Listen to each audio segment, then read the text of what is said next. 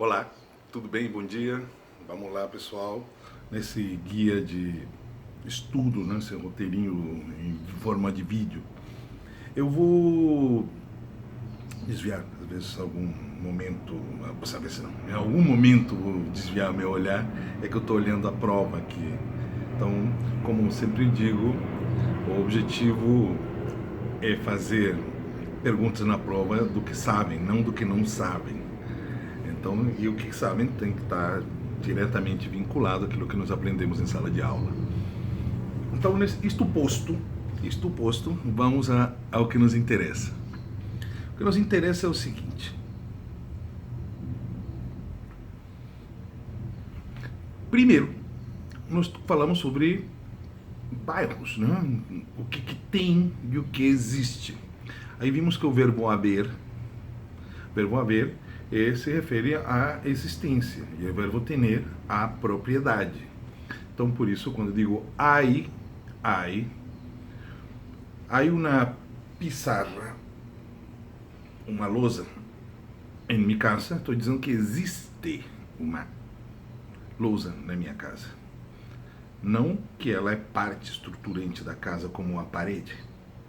Então, a casa possui paredes.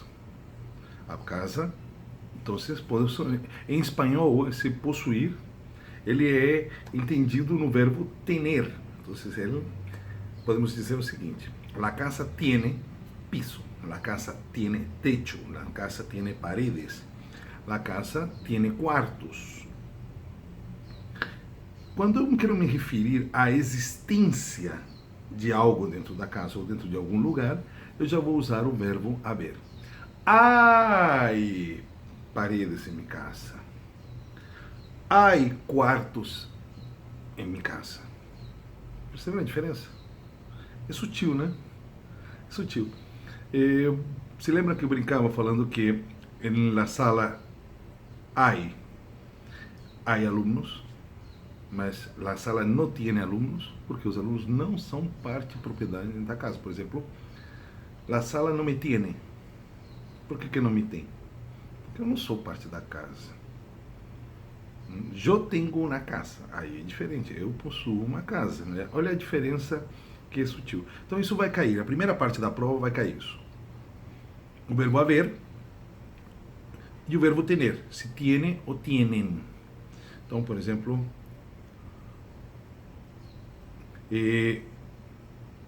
aí está o tiene singular e tienen plural. Né? Não tem muito de se perder. Né? Essa é a lógica da... Aí vão ver algumas perguntas sobre o tema e em seguida vai vir um texto que vocês vão ter que responder com verdadeiro ou falso. Em seguida, bem aqui a questão dos possessivos, né?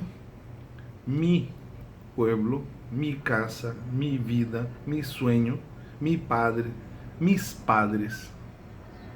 Então isso aí é muito fácil, né? Não tem muito mistério. Nós trabalhamos isso com tranquilidade, né? O possessivo, mi. E aí vão vir perguntas sobre textos. Agora vamos ao que nos interessa gramaticalmente.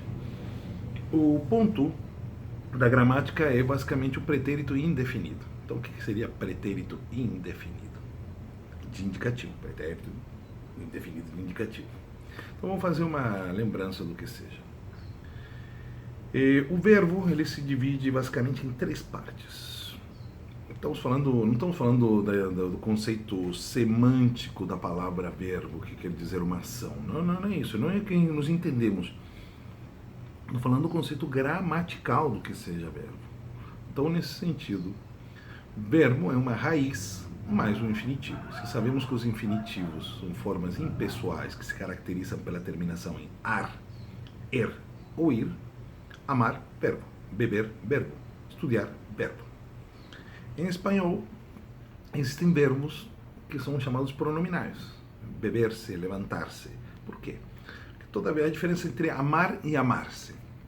Então, se eu amo, estou usando o pronome personal, eu, tu, ele, nós outros, então, o pronome personal, eu amo algo ou alguém. Quando digo algo, entenda-se um time de futebol, uma figura religiosa, ou o que for. Um ícone imaginário, sei lá. é algo, algo que não é animado, mas, portanto, uma figura abstrata ou inanimada. Ou simbólica também, pode ser. É diferente de algo, ou seja, bom, algo alguém. Outra coisa é uma ação para si mesmo. Então, para isso, não seria o verbo amar-se, não seria mais o verbo amar. Amar, eu amo. Amar-se, me amo. Perceberam que o verbo não muda? O que muda é o pronome. Eu, tu, ele, nós outros, vosotros e eles. Ação para alguém. Cantar. Então, eu canto para alguém. Verbo cantar-se, me canto.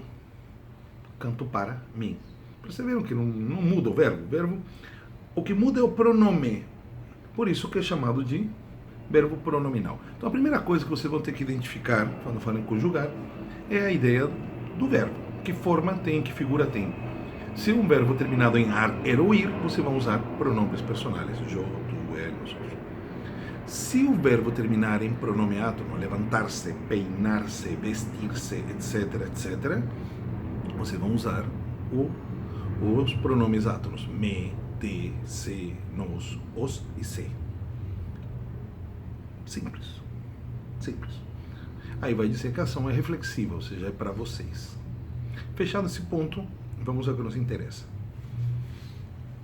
Vocês vão pegar o verbo à raiz e vocês vão colocar a terminação correspondente. Então, por exemplo, se eu pego o verbo cantar, a ação do pretérito é passado indefinido, é porque a ação do passado indefinido ela foi terminada, concluída. Então, por que é indefinido? Porque não sabemos a que horas aconteceu.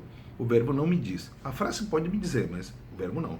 Por exemplo, tomei café.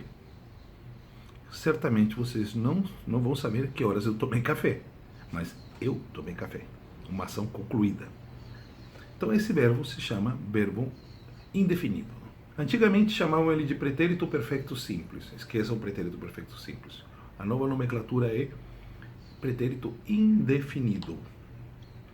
Então, por exemplo, eu cantei, eu abri, eu vivi, eu sonhei, tu amaste, tu viviste, tu sonhaste, ele sonhou, ele viveu, etc, etc, etc. O objetivo, por favor, preste atenção. Eu vou colocar aqui as terminações dos verbos, tá bom?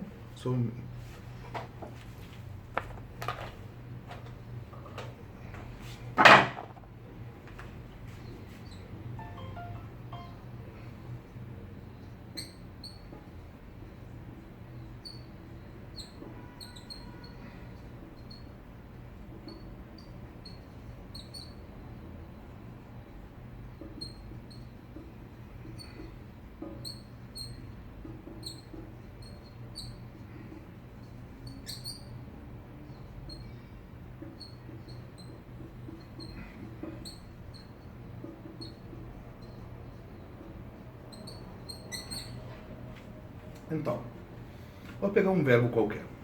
Verbo lavar.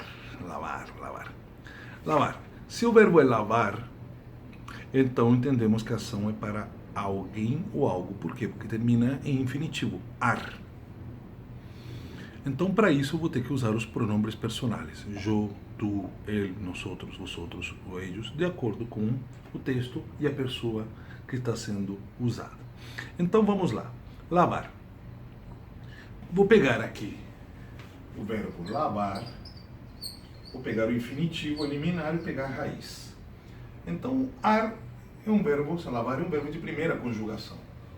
Então, se o verbo termina a primeira conjugação, eu vou somar o pronome personal, já que termina em ar. Eu lavei, tu lavaste, ele lavou, nós lavamos, vosotros lavasteis e eles lavaram. Ah, não é mais o verbo lavar. É o verbo lavar-se. Então, repararam que termina com pronome? Então, eliminamos o infinitivo, a raiz é a mesma, e vai continuar com um novo pronome. Me lavei, te lavaste, se lavou. O verbo não muda. O que muda é o pronome. O verbo continua exatamente igual.